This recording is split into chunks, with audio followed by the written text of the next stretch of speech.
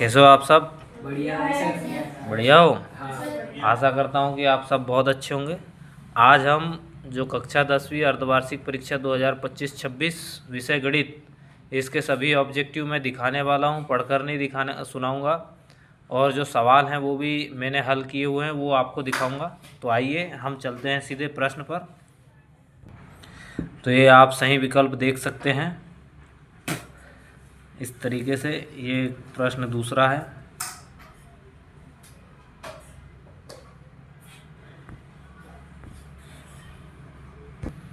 तो ये आप सही विकल्प देख सकते हैं। इसके बाद मैं हल दिखाने वाला हूँ इस तरीके से, बढ़िया आराम से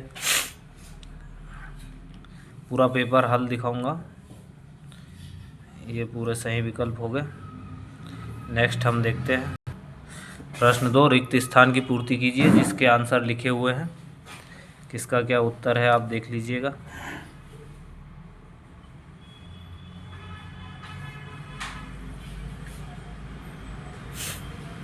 नेक्स्ट है प्रश्न 3, सत्य असत्य लिखिए। सभी पे क्रॉस मतलब गलत और राइट का चिन्ह मतलब सही। इसके बाद ये रहा। इसके बाद नेक्स्ट प्रश्न है प्रश्न 4, सही जोड़ी मिलाइए, जिसके आंसर आपको सब इस पे दिख रहे हैं। इसके बाद है नेक्स्ट क्वेश्चन। नेक्स्ट प्रश्न दिया है, प्रत्येक का एक शब्द में उत्तर लिखिए। तो ये आप देख लीजिए, एक शब्द में उत्तर या एक वाक्य में उत्तर लिखे हुए हैं। फिर नेक्स्ट है, फिर ये सवाल दिए हुए हैं, जैसे कि प्रश्न 6 का दिया हुआ है, संख्या 15, 12, 21 का एलसीएम। तो उसका एलसीएम हमने इस तरीके से निकाला है, आप देख सकते हैं। सबसे पहले हमने इनका अभाज्य गुणन निकाले इस तरीके से। इसका ये निकला हुआ 15 का, 21 का ये निकला। इसके बाद हमने लिखा भाई ये ऐसा ऐसा आया है, इस पे इतने का वो गया है, इस पे इतने का। इसके बाद इसका ये, अगर इनका HCF होता है तो ये यहाँ पर कॉमन आ रहा तो ये आ जाता। इसके बाद 3 सभी में है तो ये एक बार आया, 5 आया, ये आया, फिर इनका गुणा करके 420 आया, और यही इसका आंसर है। नेक्स्ट इसका अथवा में दिया है कि अंकगणित की आधारभूत प्रमेय का कथन लिखिए। तो इसकी आधारभूत प्रमेय का कथन यहाँ पर ये दिया हुआ है कि भाई अंकगणित की आधारभूत प्रमेय क्या है, प्रत्येक भाज्य संख्या को अभाज्य संख्याओं के गुणनफल के रूप में विशिष्ट रूप से व्यक्त किया जा सकता है तथा यह गुणनखंडन अभाज्य गुणनखंडों के क्रम के बिना अद्वितीय होता है। अब हमारा नेक्स्ट सवाल है, चलिए हम पेपर पे चलते हैं। नेक्स्ट हमारा प्रश्न दिया है कि अनुपातों A1/A2, B1/B2 और C1/C2 की तुलना कर ज्ञात कीजिए कि निम्न रैखिक समीकरणों के युग्म संगत है या असंगत है। ये सवाल बहुत ही सरल है, क्योंकि इसमें सिर्फ हमको संगत है या असंगत है ये बतलाना था, और इसका हल ये रहा।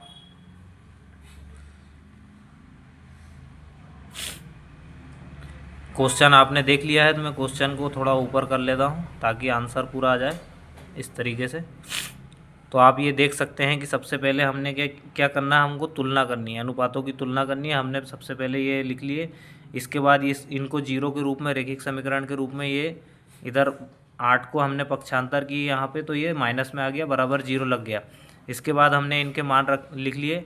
A का मान ये है, A1 का मान ये है, B2 का मान ये है, C2 का मान ये है, और A2 का मान ये है, B2 का मान ये है, C2 का मान ये है, और ये मान लिख लिए। इसके बाद अनुपात ज्ञात करने के लिए हमने सबसे पहले ये लिखा कि भाई A1/A2, यहाँ से हमने मान रख लिए कि 2/4 बराबर, इनको काटेंगे हम, 2 का पहाड़ा 2 का पहाड़ा 4 में कितने बार जाएगा, 2 बार जाएगा, तो 1/2 आ गया, ये बराबर निकला हमारा। अब इसके बाद B1/B2 हमारा 1/2 निकला, क्योंकि ऋण से ऋण चले गया, 3 का पहाड़ा 2 बार गया, 2 और 1, ये हमारा बराबर निकला। लेकिन जब हमारा संगत, ये दोनों संगत है, लेकिन यहाँ पर C1/C2, यहाँ पर बराबर में क्या है, -8/-9, माइनस से माइनस कैंसिल हो गया और ये 8/9 आया। तो अब हमको क्या बताना था, संगत है या असंगत है।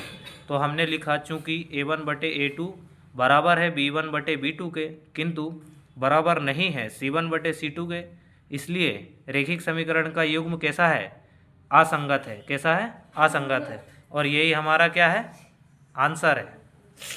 ठीक है। इसके बाद हमारा नेक्स्ट क्वेश्चन है 7 का अथवा।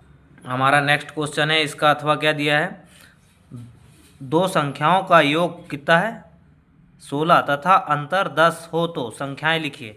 देखिए इन सवालों के लिए हमको सबसे पहले क्या करना पड़ता है, आइए देखते हैं आंसर शीट पर। प्रश्न हमने पढ़ लिया है। सबसे पहले हमको समीकरण बनाना होता है और समीकरण बनाने के लिए हमको ये सब चीज़ें नहीं लिखनी, ये मैंने आपको समझाने के लिए लिखा कि समीकरण बनाना है। दो संख्याएं हमने क्या मान लिए x और y, माना दो संख्याएं हमने क्या मान लिए x और y। ये प्रश्न में दिया है कि दो संख्याओं का योग, तो दो संख्या क्या मान लिए, एक पहली x और दूसरी y। अब प्रश्नानुसार हमने लिखे इसके बाद दो संख्याओं का योग x प्लस वाई बराबर 16, यही दिया है 16 योग अंतर, अंतर का अर्थ होता घटाना, तो उनका अंतर x ऋण y बराबर 10। ये दूसरा समीकरण हो गया हमारा, समीकरण 1 समीकरण 2। अब इनको हमको हल करना है। लिखा है कि समीकरण 1 और समीकरण 2 को जोड़ने पर क्या होगा, हमने जोड़े प्लस किया तो x प्लस एक्स 2x, ये ऋण धन वाले हैं तो ये कैंसिल हो गए, क्योंकि ऋण से ऋण ये घटेगा तो y क्या हो जाएगा, कैंसिल हो जाएगा। इसके बाद यहाँ पर जोड़ेंगे हम तो 10 और 16 कितना होगा 26। तो हमारा इसको हल करने पे आ गया 2x बराबर 26। फिर हमने ये दो का क्या किए, पक्षांतर किए। हमको यहाँ पर इस तरीके से लिखना भी है परीक्षाओं में, ताकि जो एग्जामिनर है वो देख सके कि भैया यहाँ पे क्या हुआ है।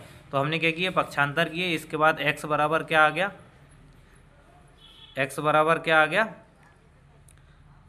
हमारा, आ गया x बराबर 26/2, और इसको हमने काटे 2 से तो 2 एक कम 2 और 3 दूनी 6। इस तरीके से ये कितने बार गया, 13 बार कट गया और x का मान आ गया 13। इसके बाद x का मान समीकरण 1 में रखने पर, समीकरण 1 हमारा कहाँ पर है, ये वाला, ठीक है, समीकरण 1 में रखने पर अब हमने डायरेक्ट इस पे रख दिए कि भाई x का मान इस पे रखेंगे तो क्या हो जाएगा 13 धन y बराबर 16। इसके बाद y का हमने पक्षांतर ले लिए। इसके बाद ये यहाँ बचा, ये धन वाला इधर किस में जाएगा, ऋण में, तो ये y बराबर 16 ऋण 13। यहाँ पर फिर से लिख देंगे हम पक्षांतर करने पर, किसका किए 13 का पक्षांतर करने पर क्या हुआ, 13 का पक्षांतर करने पर 16 में से 13 जाएगा, कितना बचेगा 3, तो y बराबर कितना आ गया 3। और आंसर में हम लिखेंगे संख्याएं, पहली संख्या 13 तथा दूसरी संख्या क्या है 3, ठीक है, इसका यही आंसर है। बस इतना ही करना था। इसके बाद हमारा नेक्स्ट सवाल है प्रश्न 8, देखते वो क्या है। इसके बाद हमारा प्रश्न 8 है, जांच कीजिए क्या 0, ऋण 4, ऋण 8, ऋण 12 ... AP में है। AP में है मतलब सर्वांतर में है। तो आप यहाँ पर देख सकते हैं सर्वांतर अगर आप निकालोगे तो सर्वांतर कैसे निकालते, दूसरी संख्या माइनस पहली संख्या। आपको यहाँ पर निकालने में पता चलेगा कि भाई दूसरी संख्या क्या है, A2 माइनस A1। अब यहाँ पर A2 क्या है, ऋण 4 माइनस 0, तो माइनस का माइनस यहाँ पे बराबर में क्या जाएगा, ऋण 4। तो यहाँ पर भी यही ऋण 4 आएगा, तो हमारा क्या सर्वांतर D निकल जाएगा और उसका हल इस तरीके से आ जाएगा। कैसे आएगा, पहला चरण क्या है, सर्वांतर की जांच करनी है हमको। हमारे पास ये दिए हुए हैं पदों के बीच का अंतर कितना है, तो ये A2 माइनस A1 बराबर ऋण 4, ठीक है, ये A2 ये A1, तो ये कितना आ गया ऋण 4। A3 माइनस A2 बराबर कितना आ गया ऋण 8। इसमें से ये ऋण ऋण ऋण कोष्टक के अंदर हमारे पास A2 कितना था, तो ये ऋण 4 में था, तो ये हमने ऋण 4 लिख दिए। इसके बाद ऋण ऋण क्या हो गया धन, ये ऋण का 8 यहाँ आया। इसके बाद इनमें से प्लस माइनस हुआ तो ऋण का 4 बचा। कैसे, क्योंकि ये धन और ऋण क्या होता है, ऋण होता है, तो यहाँ पर ऋण का चिन्ह इसलिए आ रहा है क्योंकि 8 बड़ी संख्या और इसका चिन्ह क्या है, ऋण है, तो ये हमारा 4 आ गया। इसके बाद A4 माइनस A3 बराबर यहाँ पे ऋण 12, ऋण कोष्टक के अंदर ऋण 4 लिखेंगे क्योंकि डायरेक्ट ऋण नहीं लिख सकते, तो ये ऋण ऋण धन हो गया 8 का आ गया। इसके बाद ऋण 12 था तो वो वैसे का वैसा आ गया। बराबर में इन दोनों को घटाएंगे तो ऋण 4 बचेगा, क्योंकि ऋण इसलिए आएगा क्योंकि 12 बड़ी संख्या है। ठीक है बच्चों, बहुत बढ़िया। इसके बाद हमको निष्कर्ष क्या निकला, इसमें ये सब चीज़ें नहीं लिखनी, मैंने समझाने के लिए लिखा है कि निष्कर्ष क्या निकला कि चूंकि हम लिखेंगे चूंकि सर्वांतर समान है। समान है मतलब समान चीज़ क्या आई, ऋण 4 ऋण 4 ऋण 4, तीनों जगह से क्या आया ऋण 4, तो सर्वांतर D बराबर डिफरेंस क्या है, डिफरेंस कॉमन, डी बराबर ऋण 4। फिर इसके बाद हम लिख सकते हैं इसको, इसलिए दी गई सूची एपी में है, एपी में है मतलब सर्वांतर में है, तो आंसर आएगा हाँ दी गई सूची सर्वांतर में है, एपी में है। Thank you. इसके बाद नेक्स्ट क्वेश्चन हम देखते हैं इसका अथवा, प्रश्न 8 का अथवा दिया है, अथवा ये रहा, एपी 3,8,13,18, डॉट डॉट डॉट का कौन सा पद 78वां है। हमको 78वां पद ज्ञात करना है, और इसको ज्ञात करने का हमको सूत्र लगाना पड़ेगा, और वो सूत्र क्या है मैं आपको बताता हूँ अभी। इसका हल हम इस तरीके से करेंगे, ये क्वेश्चन लिखा हुआ, क्वेश्चन को हम ऊपर छोड़ देंगे,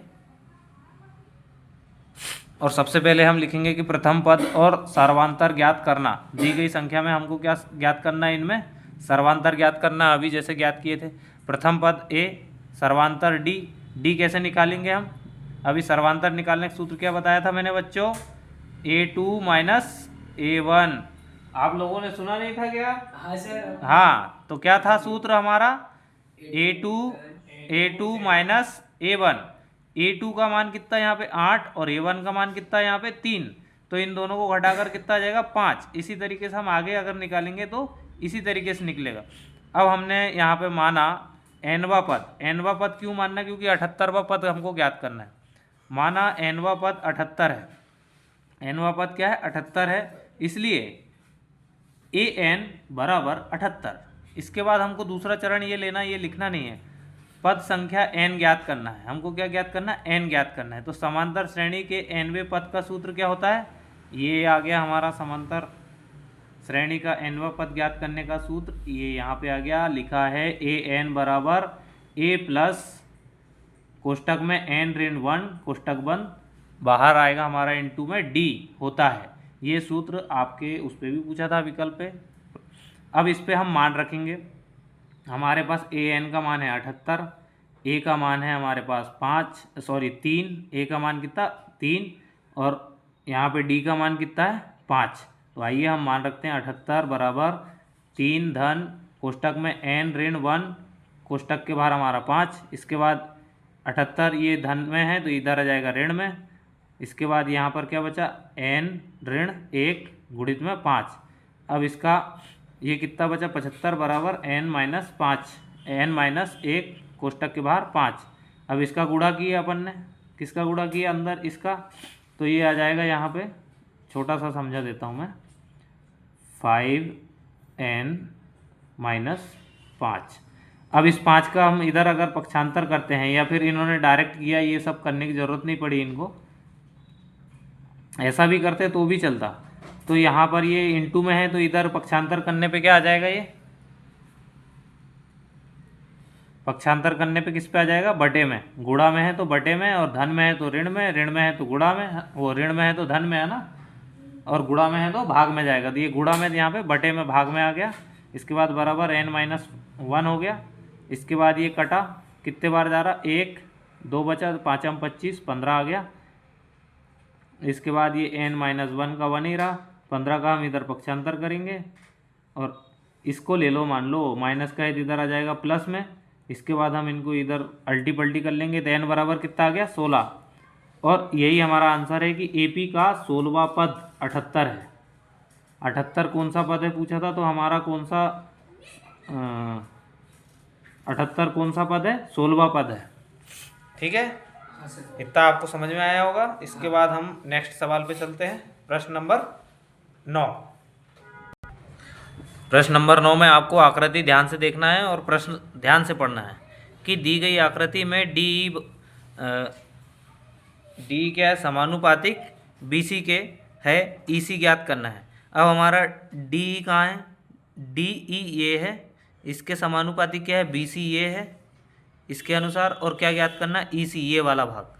तो आप अगर यहाँ पे गौर से देखोगे तो AD बराबर 1.5 सेंटीमीटर, इसके बाद ये कितना हो गया 2 गुना, इसका मतलब यहाँ पे 1 सेंटीमीटर है तो ये कितना आएगा 2 सेंटीमीटर। आइए किस तरीके से आएगा, चूँकि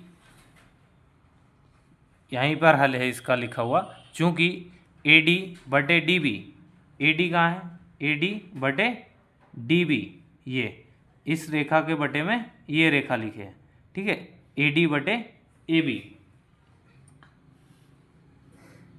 फिर इसके बाद दो भुजाओं को हमने वो दो भुजा है इसकी, तो ए डी बटे डी बी बराबर है किसके, ए ई बटे ई सी के।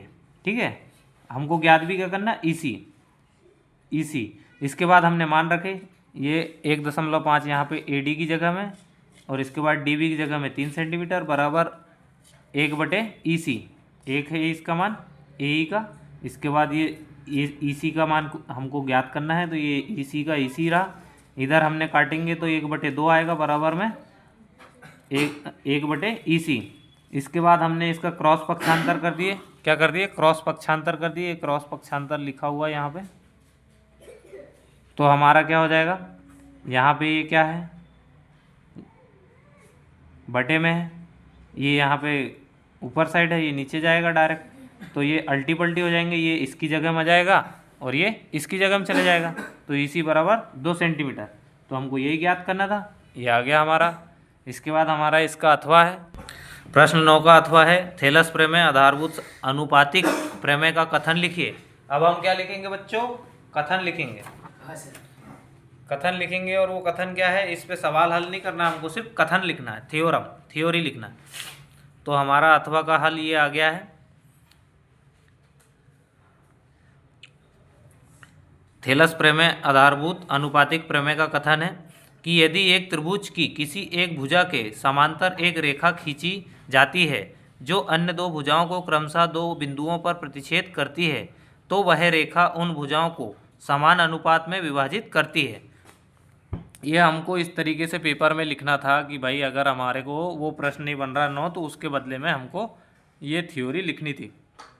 किसके बारे में, थेलस प्रमेय आधारभूत अनुपातिक प्रमेय के बारे में। इसके बाद हमारा नेक्स्ट सवाल है, ये दो बिंदु दिए हैं प्रश्न 10, बिंदुओं P कोष्टक में 4,6 है और Q बिंदु दिया हमको कि 6,8 के बीच की दूरी ज्ञात कीजिए। अब इसके बीच की दूरी हमको ज्ञात करना है, ठीक है, इसके बीच की दूरी हमको ज्ञात करना है, तो हम इसको मान लेंगे क्या, P को मान लेंगे XY। चलो आइए हम पेज में दिखाते जो हल हमने लिखे हुए हैं, सवाल आपने देख लिया है। इसके बाद सबसे पहले हमको क्या करना रहता है, दूरी का प्रमेय, दूरी का सूत्र हमको लिखना है और उसी को ज्ञात करना है, क्योंकि हमसे क्या पूछा है, बीच की दूरी पूछा है उनके, हमसे क्या पूछा है, बीच की दूरी। तो हमको सबसे पहले दूरी का सूत्र बनाना पड़ेगा। तो हमने बिंदुओं P बराबर x1 y1 बराबर, हमने माना P इसको कि भैया P 4 और 6 है, P बिंदु क्या है, 4 और 6 है। हमने P को क्या मान लिया, x1 y1, और हमारे पास x1 y1 के रूप में क्या दिया है, 4 और 6। तो हमने दूसरा क्या मान लिया, Q को क्या मान लिया, x2 y2, दूसरा बिंदु है क्योंकि, और वो हमारे पास क्या दिया है, Q बराबर 6 और 8। तो अब दूरी, बीच की दूरी D का सूत्र है, का उपयोग करके हम क्या ज्ञात करेंगे, इसके बीच की दूरी ज्ञात करेंगे। और इसका सूत्र क्या है, D बराबर x2 माइनस x1 कोष्टक square plus y2 minus y1 कोष्टक बंद, इसके बाद स्क्वायर। अब हम इस पे मान रखेंगे, मान प्रतिस्थापित करना मतलब मान रखना। जैसा कि मैंने आपको बताया था कि x का मान कितना है, x2 का मान कितना है यहाँ पे 6, सॉरी 6 नहीं 8, x2 यहाँ पे कितना है 6, कितना है 6। यहाँ पर हमने माना x2 मतलब Q का ये पहला वाला 6 और x1 मतलब ये पहले वाला 4। तो हमने रखा 4 ऋण 6 कोष्टक बंद स्क्वायर प्लस 8 ऋण 6 कोष्टक बंद, इसके बाद स्क्वायर। अब इन दोनों को 6 में से 4 जाएगा, कितना बचेगा, 6 में से 2 बचेगा, तो 2 का होल स्क्वायर प्लस 8 में से 6 जाएगा, कितना बचेगा, 2 का होल स्क्वायर। देखिए हमारे छोटे छोटे बच्चे बता रहे हैं। इसके बाद D बराबर अंडर रूट 2 की घात 2 रहेगी, कितना आएगा 4, है ना, 2 का पढ़ा 2 ही बार पढ़ेंगे, 2 दूनी 4, तो 4 प्लस 4। इसके बाद D बराबर कितना आ गया हमारे पास, करनी 8। अब तीसरा चरण है कि भाई हमको इसको और सरल करना है, इसको क्या करना और सरलतम रूप में लिखना है। ये सब आपको नहीं लिखना है, आपको डायरेक्टली लिखना है, ठीक है ना। ये मैंने आपको समझाने के लिए लिखा है कि भैया तीसरे चरण में हम करेंगे क्या कि दूरी को सरल करना। दूरी को सरलतम रूप में लिखने पर कैसे लिखेंगे हम, d बराबर 8, इसको कैसे लिख सकते हैं और हम अंडर रूट 4 गुणित 2। 8 को कैसे लिखते, 4 का गुणा 2 बार करेंगे 8 आएगा, तो 8 को हम इस तरीके से भी लिख सकते हैं। तो ये तरीका भी सही है। इसके बाद हमने ये लिख दिया। इसके बाद हम ये जो 4 है हमारा, ये जो 2 हमने बनाए इसको बाहर ले आए हमने करनी के। 4 को क्या करें हमने बाहर ले आए, तो 4 किसके रूप में आएगा, 2 के रूप में। तो ये d बराबर 2 अंडर रूट 2। तो बिंदुओं के बीच की दूरी कितनी होगी हमारी, 2 करनी में 2 इकाई है, और ये इसका आंसर है। इस तरीके से आपको व्यवस्थित पेपर में हल करना है ताकि आपके जो 4 नंबर 2 नंबर का प्रश्न है वो एकदम क्लियर आए। इसके बाद हमारा नेक्स्ट क्वेश्चन है। इस तरीके से इसलिए करा रहा हूँ क्योंकि वीडियो हल करने में बहुत ही लेंदी बन रही थी, बहुत ज़्यादा बड़ी बन रही थी। नेक्स्ट क्वेश्चन बिना कुछ कहे, प्रश्न 10 का अथवा दिया हमको बिंदुओं ए में क्या दिया है -2 फिर कोमा 8, और बिंदु बी में दिया है -6 -4 को मिलाने वाले रेखाखंड का मध्य बिंदु ज्ञात कीजिए। अब इसको मिलाने वाले मध्य बिंदु का रेखाखंड हम किस तरीके से ज्ञात करेंगे, तो आइए देखते हैं सीधे हम आंसर शीट पे कि हमको कैसे लिखना था, इसको किस तरीके से हल करना था। 10 का अथवा, सबसे पहले हमको क्या करना है, मध्य बिंदु का सूत्र बनाना है। मध्य बिंदु का सूत्र कैसे बनाएंगे, बिंदु ए को क्या मान लिया हमने, बिंदु ए को हमने मान लिया भैया x1 y1, क्या मान लिया हमने, x1 y1 ए को मान लिए, ठीक है। और x1 हमारे पास क्या है -2, x1 क्या है -2, ए का मान दिया ना, a -2 8, तो हमारे पास x1 का मान हो गया 2, y1 का मान हो गया 8, और बिंदु b को हमने मान लिया x2 y2, तो इसके बराबर क्या हो जाएगा, बिंदु b का मान -6 क्या हो जाएगा x2, और -4 क्या हो जाएगा y2 को मिलाने वाले रेखाखंड के मध्य बिंदु क्या हो जाएंगे हमारे, इन दोनों को मिलाने के लिए मध्य बिंदु क्या हो जाएंगे, m कोष्टक में xy, क्योंकि हमने x1 भी मान लिया x2 भी मान लिया, लेकिन xy अभी माना क्या, नहीं माना। तो हम लिखेंगे कि भैया m मध्य बिंदु हमारा जो है xy बराबर, हम इसको सूत्र के रूप में लिखेंगे कि x1 + x2 बटे 2, x1 + x2 बटे में 2। फिर दूसरा हमारा आ जाएगा कोटेशन y1 + y2 बटे 2। अब दूसरा चरण है कि भाई हम इसमें क्या करेंगे, हम मान रखेंगे, मान को प्रतिस्थापित करेंगे और गणना करेंगे मतलब हल करेंगे। तो अब दूसरे चरण में हमने इसका मान किस तरीके से रखा और किस तरीके से हल किया आप देख सकते हैं। m हमारा मध्य बिंदु xy बराबर, हमने इसका मान रखा x1 का मान था -2 प्लस x2 का मान था -6, तो हमने इसको कोष्टक में लिखा बटे 2। इसके बाद कोमा y1 का मान था 8 प्लस, फिर हमारे पास ऋण में मान था तो हमने लिखा y2 का मान कितना था -4, तो हमने कोष्टक में लिखा।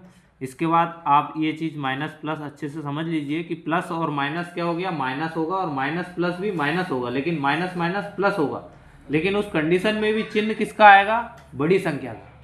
चिन्ह हमेशा ध्यान रखना बड़ी संख्या का आएगा। नेक्स्ट है, अब हमने इसको हल किए तो भैया ये माइनस और ये माइनस क्या हो जाएगा प्लस, तो ऋण का 8 आ गया बटे में 2 कोमा। इसके बाद ये एक बात बताइए, 8 ये धन और ऋण क्या बताया मैंने, ऋण ही होता है, तो 8 में से 4 जाएगा, कितना बचेगा 4 बटे 2। बड़ी संख्या का चिन्ह आता है तो बड़ी संख्या 8 के पास काय का चिन्ह है, धन का। इसके बाद हम इसको हल करेंगे, 2 से 8 कितनी बार जाएगा, 4 बार, और 2 से 4 कितनी बार जाएगा, 2 बार, तो ये आ गया 4 ऋण 4 और ये 2। तो रेखाखंड के मध्य बिंदु का मान कितना था, एक्स वाई का मान कितना था, ये क्या है m मध्य बिंदु, x और y का मान कितना था, ऋण 4 और 2। ठीक है, इस तरीके से ये हमारा फाइनल क्या हो गया, आंसर हो गया। इस तरीके से हमको पेपर में पूरा सॉल्व करना था। नेक्स्ट है प्रश्न 11। प्रश्न 11, आकृति में tan p ऋण cot r का मान ज्ञात कीजिए। देखिए ये प्रश्न में बहुत सारे लोगों का मतलब सिर दर्द हो गया होगा, क्योंकि यहाँ पर टेन पी बोला है, टेन पी ऋण कॉट आर। देखिए ये हमको मान दिया है आकृति में, ये हमारी समकोण त्रिभुज है जिसमें लंब दिया है 12 सेंटीमीटर और कर्ण दिया है 13 सेंटीमीटर। लेकिन हमको किसकी ज़रूरत पड़ती है, टेन और कॉट में आधार की। कैसे, जैसे हम लिखते लाल बटे कक्का। अब ये बताइए लास्ट में ये साइन, ये कॉस और ये टेन। अब ये टेन में हमको लंब और आधार की ज़रूरत पड़ रही है, लंब और आधार की। तो सबसे पहले हमको क्या ज्ञात करना पड़ेगा, आधार ज्ञात करना पड़ेगा। और उसका सिस्टम कैसा है आइए देखते हैं। ये हमने ये चित्र में डायग्राम वगैरह सब कंप्लीट कर दिए हैं, कृपया आप लोग इधर ध्यान दीजिए। तो सबसे पहले हम क्या करेंगे, हम लिख भी सकते हैं कि किस तरीके से समकोण त्रिभुज पी क्यू आर, समकोण त्रिभुज पी क्यू आर में पी क्यू बराबर 12 सेंटीमीटर लंब है और पी आर बराबर 13 सेंटीमीटर कर्ण है। ये इसके बाद दिया गया है, ये ज्ञात करना हमको क्यू आर बराबर क्वेश्चन मार्क आधार ज्ञात करना है। ठीक है, अब हमने इस पे लगाया कि भाई पाइथागोरस प्रमेय का उपयोग करके भुजा क्यू आर आधार की लंबाई ज्ञात करना हमको। इसके बाद हमने ये लगा दिए। इसके बाद आप देख सकते हैं हमने इस तरीके से हल किया है इसका पाइथागोरस प्रमेय में। हमने लिखा कि भाई लंब स्क्वायर प्लस आधार स्क्वायर बराबर कर्ण सबसे बड़ी भुजा होती है, इसलिए ये जोड़ते हैं। अगर आपको आधार ज्ञात करना है तो इधर घटेगा, किससे घटेगा, कर्ण से घटेगा। एक चीज़ ये ध्यान रखना। तो हमारे पास लंब दिया है 12 स्क्वायर प्लस क्यू आर हमको ज्ञात करना है, तो क्यू आर स्क्वायर बराबर कर्ण दिया है 13 सेंटीमीटर, तो 13 स्क्वायर। अब 12 का वर्ग कितना होता है, 144। 12 गुणित 12 कितना होता, 144 प्लस क्यू आर स्क्वायर बराबर 13 गुणित 13 कितना होगा, 13 का स्क्वायर 169 मतलब 169। अब हमने क्या किए, क्यू आर स्क्वायर यहीं रहने दिए, ये 144 को क्या किए, पक्षांतर किए। तो हमने यहाँ पर लिखेंगे पक्षांतर करने पर। ये आप एग्जामिनर को ज़रूर बताइएगा, इस तरीके से लिखकर पक्षांतर करने पर पूरा लिखिएगा। फिर हमने पक्षांतर किए। इसके बाद देखिए 9 में से 4 जाएगा 5 बचेगा, सही बात है। इसके बाद 16 में से 2 जाएगा डायरेक्ट, तो 2 ही बचेगा। लेकिन 6 में से हम 4 घटाएंगे, 2 बचा। इसके बाद 1 से 1 कैंसिल हो गया। इसके बाद हमने क्यू आर इसका वर्ग हटाने के लिए क्या किया, करनी में लिख दिया इसको, तो इसका वर्ग हट गया। इसके बाद हम इसको किस तरीके से 5 में 25 मतलब इसका वर्ग होता है, तो 5 सेंटीमीटर आधार आ गया। हमने इसको ले जाकर वहाँ रख दिए। अब तीसरा चरण हमारा दिया है कि भाई हमको क्या ज्ञात करना है, टेन पी ऋण कॉट आर की गणना करने पर। इसका आंसर इस तरीके से आया ये, लेकिन ये कैसे आया मैं बतलाता हूँ इसको। दूसरा चरण यहाँ पे दिया है, हमको क्या ज्ञात करना है, टेन पी और कॉट आर के मान ज्ञात करने के लिए कोण पी का चित्र हमने इस तरीके से बनाया है, क्योंकि कोण पी नीचे आएगा तभी तो हमारा, इसको दिखाने के लिए इस डायग्राम को हमने सिर्फ टेन पी के लिए बनाया है। तो टेन पी क्या हो जाएगा, पी क्यू क्या हो जाएगा, यहाँ पे आधार हो जाएगा, और क्यू आर क्या हो जाएगा, लंब हो जाएगा। और कर्ण हमारा जैसा का वैसा 13 सेंटीमीटर है। तो इसके लिए हमने लिखा कि कोण P के लिए लंब क्यू आर बराबर 5 सेंटीमीटर, ये दिख रहा है आपको।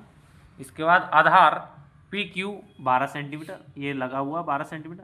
अब हमने लिखा टेन पी बराबर क्या होता है, मैंने ऊपर समझाया था अभी, लंब बटे आधार। तो लंब की भुजा क्या है हमारे पास, क्यू आर बटे पी क्यू क्या है, आधार। तो हमने यहाँ पर इसके बराबर मान लिख दिए। लंब का मान कितना 5 सेंटीमीटर और आधार का मान कितना 12 सेंटीमीटर, ये आ गया। ठीक है, इसके बाद कोण आर के लिए लंब पी क्यू, किसके लिए, कॉट आर के लिए। ये कोण आर कहाँ आया, ये यहाँ पर आया। तो इसका मान इसके हिसाब से क्या हो जाएगा, जैसे क्यू आर है, क्यू आर ये रहा, आधार 5 सेंटीमीटर और ये 13 सेंटीमीटर और लंब 12 सेंटीमीटर, क्योंकि पी क्यू का मान कितना है, 12 ही है। आप जितने भी डायग्राम देखोगे उसमें 12 सेंटीमीटर है। तो पी क्यू कितना हो गया, 12 सेंटीमीटर लंब। इसके बाद आधार कितना हो गया, 5 सेंटीमीटर। तो कॉट आर बराबर क्यू आर, क्यू आर मतलब आधार बटे लंब, ये इसका मान होता है। कॉट आर के बराबर क्या होता है, कॉट आर बराबर आधार बटे लंब। तो इस पे आधार बटे लंब का मान रखेंगे हम, कितना है 5/12। अब तीसरा स्थान पे हम क्या करेंगे, जो हमसे सवाल में पूछा गया है उसी को लिखेंगे। tan p ऋण कॉट आर की गणना करेंगे। तो यहाँ पर tan p minus cot R बराबर दिया है 5/12 ऋण 5/12 बराबर 0। ये इसका आंसर है। इस तरीके से आपको हल करना था। सबसे पहले आपको पाइथागोरस प्रमेय से आधार भुजा को ज्ञात करना था। इसके बाद दूसरे में हमको क्या करना था, tan p के लिए हमको कोण p के लिए हमको क्या बनाना था, ये त्रिभुज बनाना था। इसके बाद कॉट आर के लिए इस त्रिभुज का उपयोग किया गया। इसके बाद इनके मान यहाँ पे रखे, तो इस तरीके से यहाँ पे 0 प्राप्त हो गया। अब इसका अथवा देखते हैं, बहुत ही सिंपल है वो भी। अब इसका आंसर ये दिया है प्रश्न 15 का अथवा, कि क्या दिया है प्रश्न 15 का अथवा, यदि 15 कॉट ए बराबर 8 हो तो साइन ए और सेक ए का मान ज्ञात कीजिए। इस पे हमने लिखा हुआ है, ये पूरा लगा हुआ हमारा। सबसे पहले हमको कॉट ए का मान ज्ञात करना है। दिया है हमको 15 कॉट ए बराबर 8 सेंटीमीटर। तो कॉट ए का मान होगा 15 का हमने क्या किया, पक्षांतर कर दिए। यहाँ पर क्या किए, पक्षांतर कर दिए 15 का। 15 पक्षांतर करके क्या आ गया, कॉट ए बराबर 8/15। और इसके बराबर क्या होता है, कॉट के बराबर में कॉट थीटा बराबर आधार बटे लंब। तो हमको इनडायरेक्टली यहाँ पे ये आधार हो गया, ये लंब हो गया, तो हमने रख दिया 8 और 15 के। इसके बाद दूसरे में हमने इसका ये मान निकाल लिए इस तरीके से डायरेक्ट। इसके बाद हमने इसका पाइथागोरस प्रमेय का उपयोग किया। ये सब चीज़ें आपको नहीं लिखनी है, सिर्फ आपको ये लिखना है बस। इसके बाद हम लिखेंगे पाइथागोरस प्रमेय से। फिर इसके बाद हम गणना करेंगे इस तरीके से, कर्ण का स्क्वायर बराबर आधार प्लस लंब का स्क्वायर। फिर इसके बाद हमको कर्ण ज्ञात करना है, तो कर्ण स्क्वायर रखा। इसके बाद बराबर 8 के स्क्वायर प्लस 15 के स्क्वायर। हमारे पास आधार क्या है, 8 के, डायग्राम में अभी दिखाए थे। इसके बाद प्लस 15 के क्या है, लंब है, तो हमने रख दिया 8 का 64 के स्क्वायर प्लस 225 के स्क्वायर।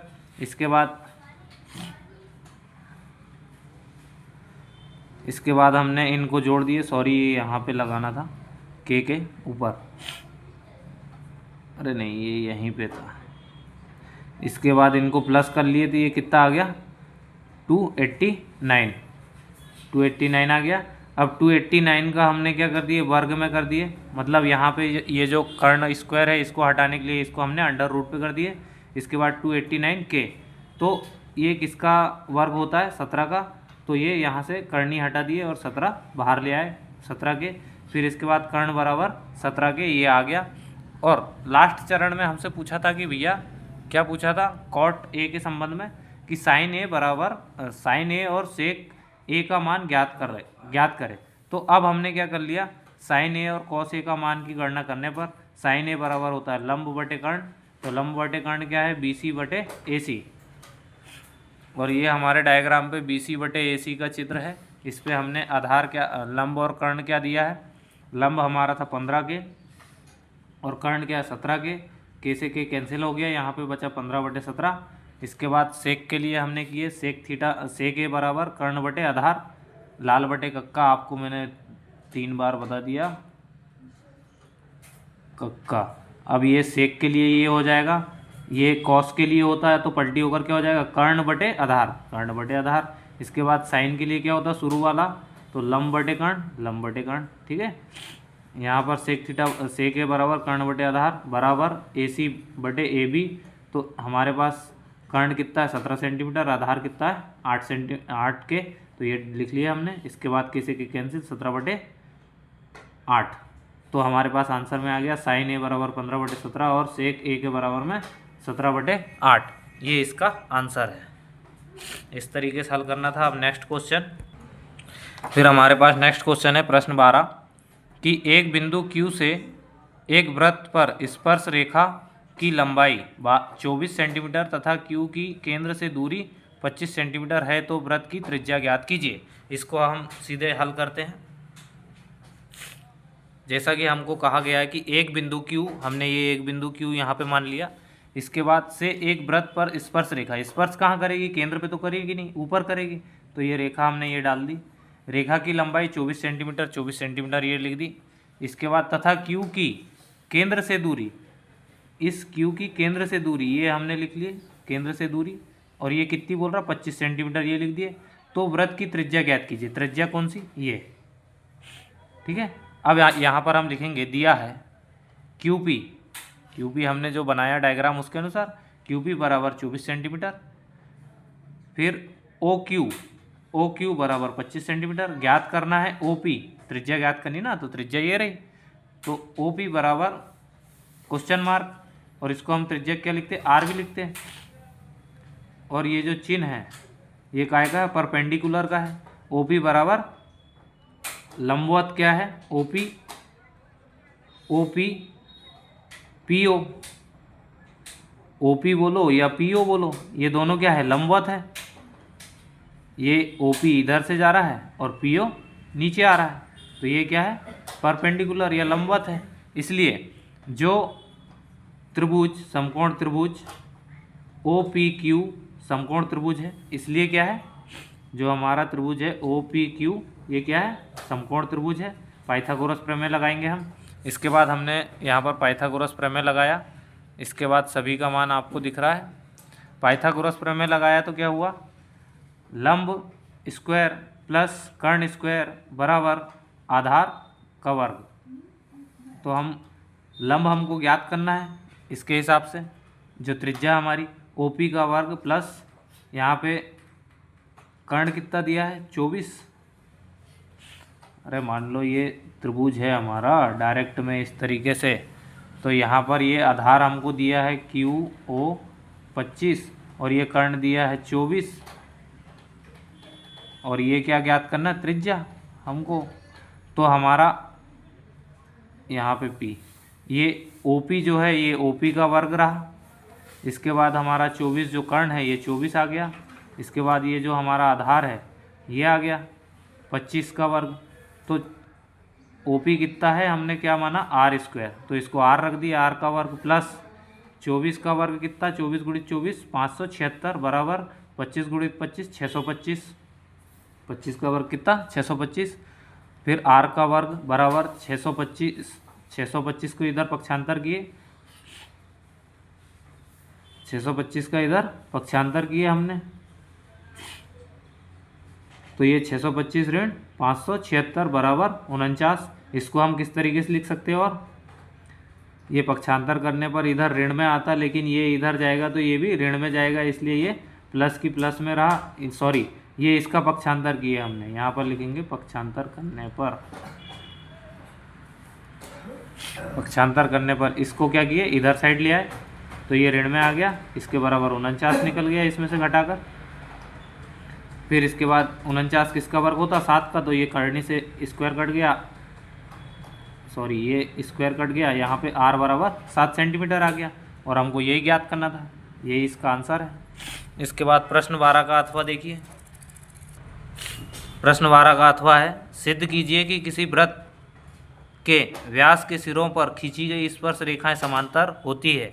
अब ये सवाल को जिस तरीके से हमने पढ़ा है वैसे के वैसे ही हम कागज पे हल करेंगे। प्रश्न 12 के लिए हमको क्या करना है? खींची गई रेखाएं बराबर होती है, समांतर होती है, ये बताना है। तो हम स्पष्टीकरण के लिए कुछ वाक्य है जिनको हम क्लियर करेंगे कि एक वृत्त का व्यास उसके केंद्र से होकर गुजरता है, सही बात है, तथा जो व्यास रहेगा उसके केंद्र से ही गुजरेगा, तथा आंतरिक बिंदु वृत्त पर स्थित होते हैं, सही बात है, केंद्र पर ही स्थित रहेंगे, तो ये कोटेशन भी सही है।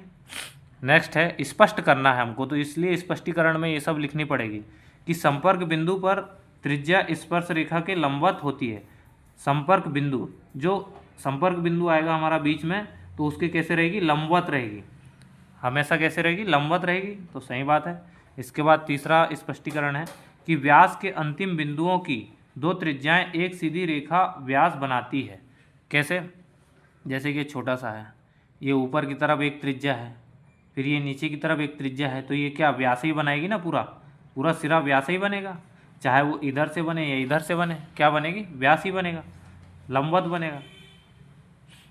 तीसरा है व्यास के सिरों पर स्थित दोनों स्पर्श रेखाएं इस व्यास रेखा पर लंबवत होती है। सही बात है, ये लंबवत है ना एक दूसरे पर, ये भी सही है।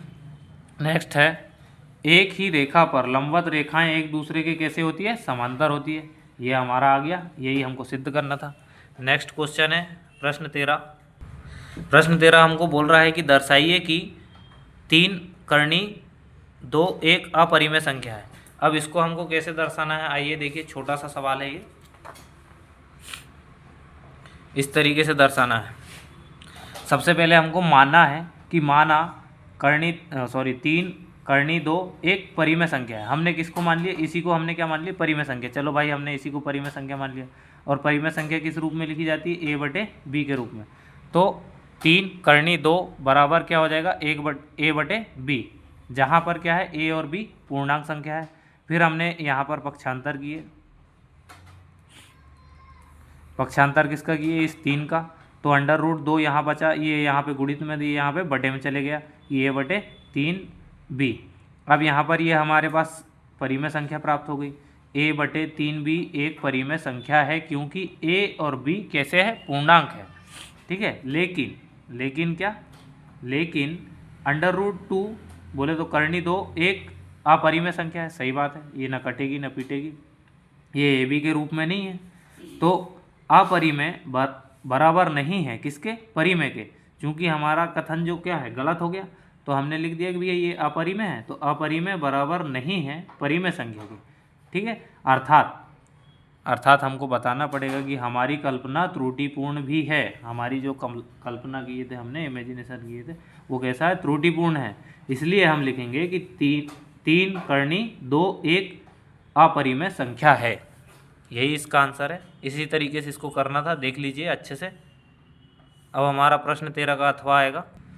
प्रश्न 13 का अथवा दिया है कि संख्या 156 को अभाज्य गुणनखंडों के गुणनफल के रूप में व्यक्त कीजिए। ये सवाल बहुत अच्छा है और इसको हम इस तरीके से हल कर सकते हैं, बड़े सिंपल तरीके से। देखिए, देखते हैं। सबसे पहले हम 156 के क्या करेंगे? अभाज्य गुणनखंड करेंगे। 156 को इस तरीके से लिखेंगे, फिर इसके बाद 2 का पहाड़ा पढ़ेंगे। तो 2 का पहाड़ा सीधे सीधे 7 बार जाएगा। 7 दूनी 14, 1 बचा, फिर 16 हो गया, तो 2 8 16, तो ये 78 आया। इसके बाद 2 का फिर से पहाड़ा पढ़ेंगे। 2 3 6, 3 बार गया, 1 बचा, 18, 2 नाम है 18, तो 9 बार गया, ये 39 आया। फिर इसमें 2 का पहाड़ा नहीं जाएगा, इसलिए हमने क्या ले लिया? 3 ले लिया। 3 का पहाड़ा 1 बार गया 3 में, 3 का पहाड़ा 9 में कितने बार जा रहा? 3 बार, तो ये 3 आ गया। इसके बाद 13 का डायरेक्ट ले लिया, तो ये 13 हो गया। इसके बाद 156 के गुणनखंड कितने आ गए? 2 × 2 × 3 × 13, ये इस तरीके से आ गए। इसके बाद ये डबल आए, तो इनको हम लिख सकते हैं 156 बराबर 2 का स्क्वायर × 3 की घात 1 × 13 की घात 1 अभाज्य गुणनखंड है। यही इसका आंसर है। इतना सरल सवाल था। नेक्स्ट सवाल है प्रश्न 14। निम्नरेखिक समीकरण युग्म को हल कीजिए। अब इसका जो समीकरण है इसको हल करना है। x + y = 5, 2x - 3y = 4। तो आइए इसको भी हल करते हैं। इसको हमने डायरेक्ट इस तरीके से लिखा सवाल को। इसके बाद लिखा कि भाई विलोपन विधि से हम हल करते, क्योंकि इस पर कंडीशन नहीं दी कि किस विधि से हल करना। तो हमने विलोपन विधि से हल करने के लिए लिखा। इसके लिए हमको क्या करना पड़ता है? 2 मानों को बराबर करना पड़ता है। तो सबसे पहले हमने x + y = 5 को समीकरण 1 माना, फिर 2x - 3y = 4 माना, और ये समीकरण 1 का गुणा किससे किया? 3 से। समीकरण 2 का गुणा किया 1 से, और उसको लिखा भी कि समीकरण 1 का गुणा 3 से, और समीकरण 2 का गुणा 1 से करने पर क्या आया? यहाँ पर आया 3 से करेंगे 3x + 3y, ये आ गया। 3 5 15। इसके बाद हमारा 1 से गुणा होगा, तो ये ज्यों का त्यों आ जाएगा 2x - 3y। फिर इसके बाद 1 का गुणा 4 में होगा 4। अब इसको हमने क्या किया? जोड़ने पर क्या किए? जोड़ने पर इसको जोड़ा डायरेक्ट। ये -+5x 3x धन 2x बराबर 5x, यहाँ पर प्लस होगा तो ये कितना आएगा, ऋण है, धन ऋण ऋण होता है तो ये कैंसिल हो गया इस तरीके से। इसके बाद में हमने यहाँ पर 15 धन 4 कितना हो गया 19, और x का मान यहाँ पर पक्षांतर किए 5 का, तो ये हमारा आ गया यहाँ पे x बराबर 19/5। ठीक है, ये x का मान आ गया। अब इस x के मान को हमने क्या किए, क्योंकि x का मान समीकरण 1 में रखने पर, समीकरण 1 हमारा कहाँ है, ये रहा, इस पे रखें x का मान 19/5 धन y बराबर 5।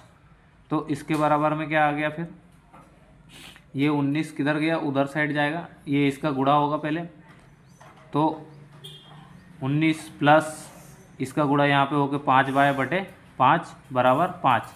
अब यहाँ पर हमारा, यहाँ पर फिर से पक्षांतर किए हमने, यहाँ पर लिख देता हूँ, पक्षांतर किसका किए 5 का, तो हो गया ये क्या 19 प्लस 5y, ये ज्यों का त्यों बराबर, ये यहाँ पे बटे में है तो इधर काय में जाएगा, भाग में है तो गुणा में, तो ये 5 × 5 25 बराबर 5y, ये हमारा ज्यों का त्यों, इसका यहाँ पर फिर से पक्षांतर किए, इसका 19 का, तो 25 ऋण 19, 25 ऋण 19। अब 25 में से 19 जाएगा तो कितना बचेगा, 6 बचेगा, तो ये 6 हो गया।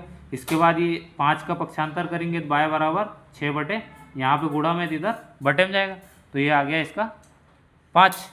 तो x और y का मान क्या हो गया, ये आ गया, यही इसका हल था, यही इसका आंसर है। नेक्स्ट सवाल देखते हैं हम। प्रश्न 14 का अथवा दिया है, दो संख्याओं का अंतर 26 है और एक संख्या दूसरी संख्या के 3 गुनी है, उन्हें ज्ञात कीजिए। इसका हल बहुत ही सिंपल है, मज़ा आएगा करने में, आइए देखते हैं। प्रश्न आप लोगों ने पढ़ ही लिया है, तो सबसे पहले हम क्या करेंगे, माना पहली संख्या, दो संख्याओं का अंतर 26 है, तो सबसे पहले हमने माना कि भैया माना पहली संख्या x तथा दूसरी संख्या y है। ठीक है, इसके बाद प्रश्नानुसार अंतर किए हमने, प्रश्न के अनुसार, अंतर मतलब घटाना, तो पहली संख्या ऋण दूसरी संख्या x - y बराबर 26, पहला समीकरण। दूसरी संख्या की 3 गुना, दूसरी संख्या की 3 गुना मतलब कि पहली संख्या, एक संख्या दूसरी संख्या की कितनी है, 3 गुना है, तो हमने लिखा x बराबर, इसका गुणा होगा दूसरी संख्या में 3y, तो यह हमको 2 समीकरण प्राप्त होगा। इसके बाद हमने समीकरण 1 से कुछ मान निकाले जो इस प्रकार है। फिर हमने x का मान समीकरण 1 में रखने पर, ये x का मान डायरेक्ट आ गया, हमारे पास समीकरण 1 कितना दिया है, x ऋण y बराबर 26, तो हमने x का मान यहाँ से डायरेक्ट समीकरण 1 में रख दिया, तो हमने रखा भैया x का मान 3y माइनस y बराबर 26, यहाँ से घटेगा ये तो कितना होगा, 2 होगा, इस 2 का हमने यहाँ पक्षांतर कर दिए, या फिर यहाँ पर एक और लाइन लिख देते हैं अपन, 2y बराबर 26। अब ये y यहीं रहेगा और ये 2 यहाँ पे बटे में आ गया, 26/2 बराबर कितना आ गया, 26/2, इसको काटेंगे तो 13 बार जा रहा, कितने बार जा रहा, 13 बार। y का मान कितना आ गया, 13। अब इस y का मान समीकरण 2 में रखने पर, y का मान समीकरण 2 में रखने पर, समीकरण 2 यहाँ पर है। इसके बाद हमने रखा भाई x बराबर 13 × 3, और 13 × 3 कितना होता है, 13 का पढ़ा 3 बार पढ़ेंगे कितना आता बच्चों, 13 दिया 39, तो पहली संख्या 39 बराबर दूसरी संख्या 13, तो पहली संख्या 13 दूसरी संख्या 39। सवाल के अनुसार एक संख्या दूसरी संख्या की कितनी है, 3 गुना है, तो सही बात है, 13 का 3 गुना कितना होता है, 39, यही इसका आंसर है।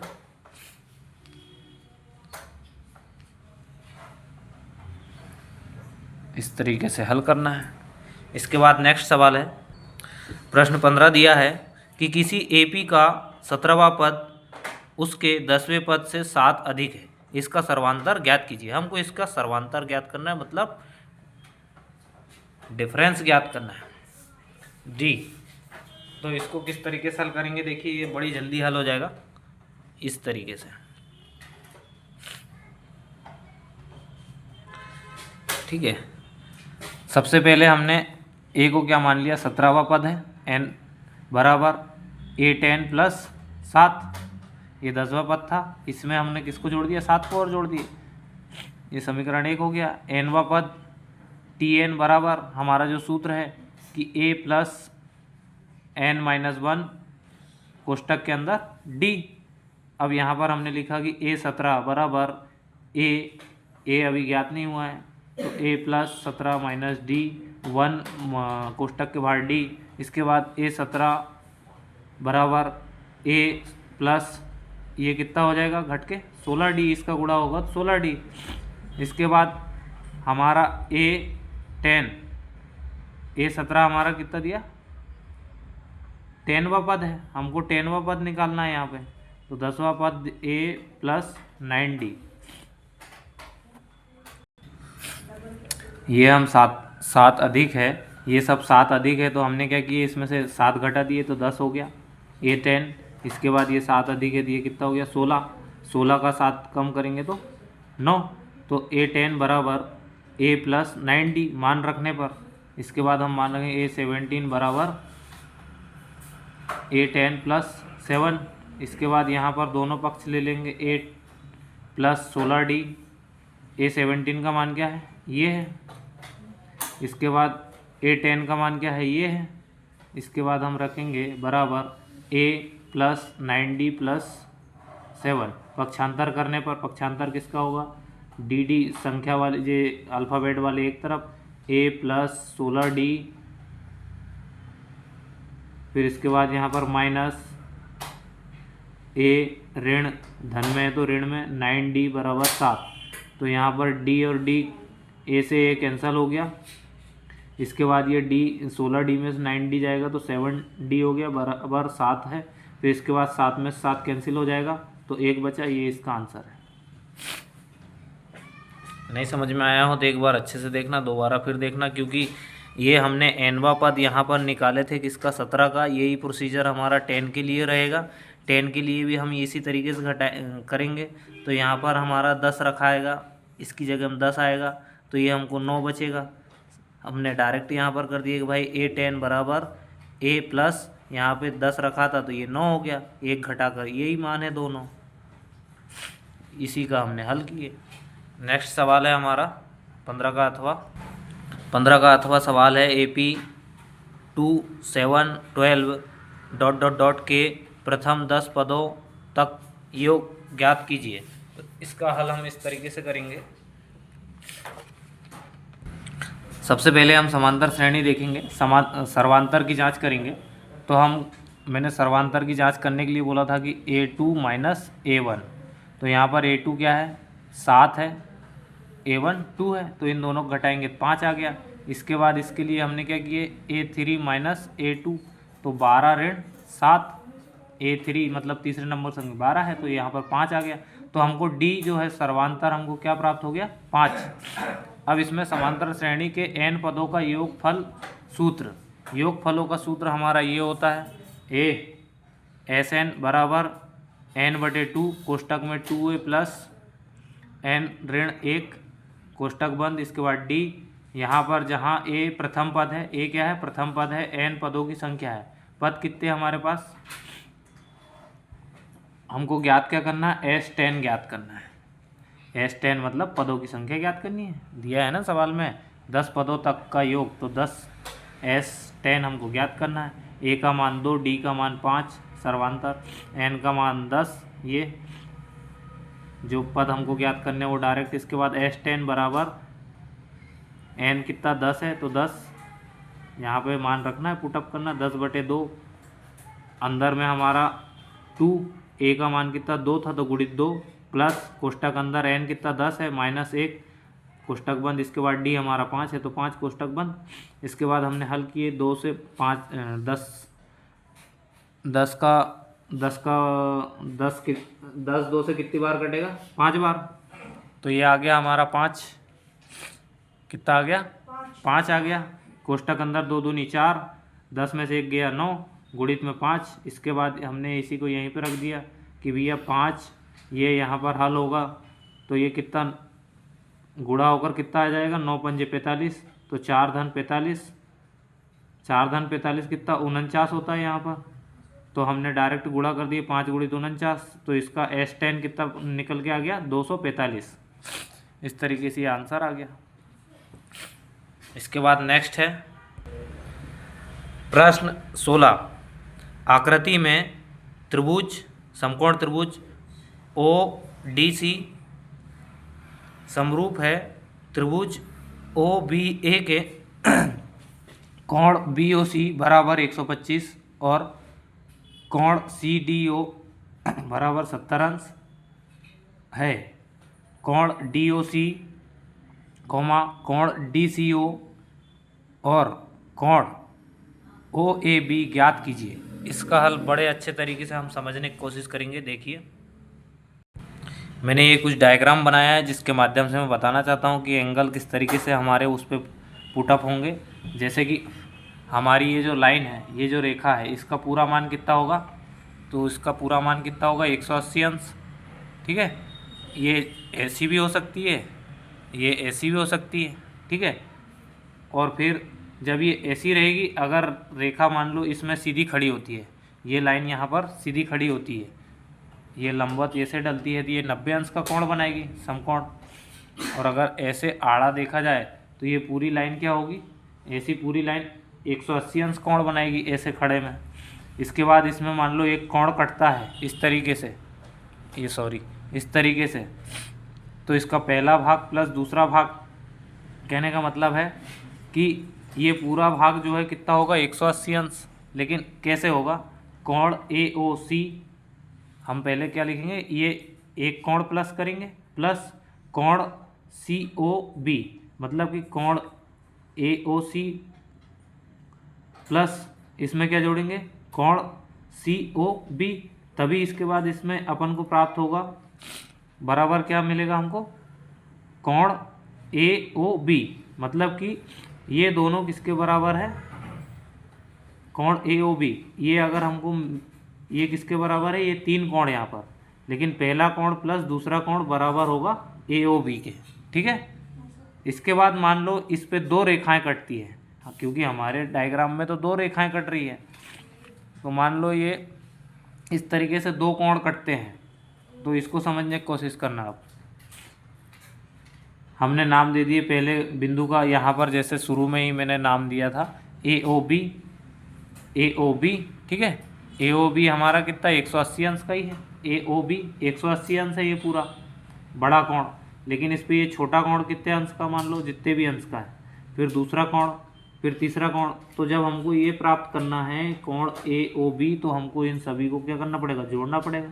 किस तरीके से, कोण ए ओ बी बराबर, इसके बराबर क्या आएगा, कोण ए ओ सी, ये वाला भाग एक खंड कोण ए ओ सी प्लस इस पे क्या जुड़ जाएगा, ये वाला भाग जुड़ जाएगा कोण सी ओ डी, यही है कोण सी ओ डी, प्लस तीसरा भाग क्या हो जाए D O C, D O B, sorry D O B. ये किसके बराबर होंगे, ये सब कोण ए ओ बी के बराबर। ठीक है, अब आइए अब हम सवाल में आते हैं।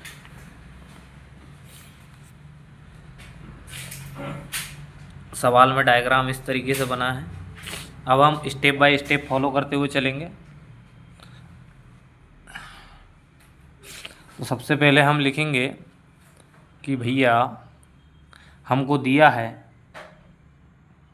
त्रिभुज O D C, O D C हमारा यहाँ पे दिया है ओ डी सी। ये जो त्रिभुज है हमारा, ये वाला जो त्रिभुज है, ये आप देख रहे होंगे, ये वाला ऊपर डमरू का एक भाग मान लो समरूप है किसके, इसके नीचे वाले भाग के, ओ बी ए के। किसके समरूप है, मतलब कि ये इसके समान ही है, मतलब इसके जैसा है। तो ये त्रिभुज डी ओ सी या फिर डी सी ओ समरूप है किसके, ओ बी ए के, यही लिखा है। इसके बाद कोण बी ओ सी, बी ओ सी, ये जो कोण बी ओ सी है बराबर कितना 125 अंश है, दिया है हमको जो लिखना है। इसके बाद कोण सी डी ओ, कोण सी डी ओ कितना दिया 70 अंश। इसके बाद चित्र से हम क्या कह सकते हैं कि चूँकि, इसलिए डी ओ बी कहाँ है, डी ओ बी एक रेखा है, हमने इसको क्या माना, एक रेखा है। तब डी ओ बी बराबर हम कितना लिख सकते हैं, ये पूरा भाग लिख सकते हैं 180 अंश। ठीक है, तो हमने डी ओ बी बराबर कितना लिखा 180 अंश। तो अभी मैंने आपको बताया था कि 180 अंश किस तरीके से बनेगा, हमारा यहाँ पे कितने कोण बन रहे हैं, दो कोण बन रहे हैं तो हमको ये वाला चीज़ काम आएगी यहाँ पर कि भैया पहला भाग प्लस दूसरा भाग प्लस तीसरा भाग, क्योंकि दो रेखाएं हैं तो हमको ये सभी को जोड़ना पड़ेगा, तब हमारा कितना आएगा, ये पूरा आएगा। तो आइए देखते हैं। तो हमने ले लिए, क्या ले लिए, दो कोण हमारे 180 अंश के बराबर कौन कौन से हो रहे हैं, कोण DOC, DOC कहाँ है, DOC, ये वाला भाग जोड़ेंगे हम पहले। इस त्रिभुज को आप इस तरीके से समझ लो, इस त्रिभुज को इस तरीके से समझ लो आप, इस तरीके से रखा है करके, इसके डायग्राम के अनुसार ऐसे ऐसे करके रखा है। ये लाइन मान लो ऐसी ऐसी रखी है इस तरीके से। तो सबसे पहले हम क्या जोड़ेंगे, DOC प्लस इसमें आप क्या जोड़ेंगे, COB, यही जोड़ेंगे, प्लस COB बराबर 180 अंश। इसके बाद हमारे पास क्या है, DOC हमको निकालना है, DOC नहीं DOB, हाँ सॉरी DOC,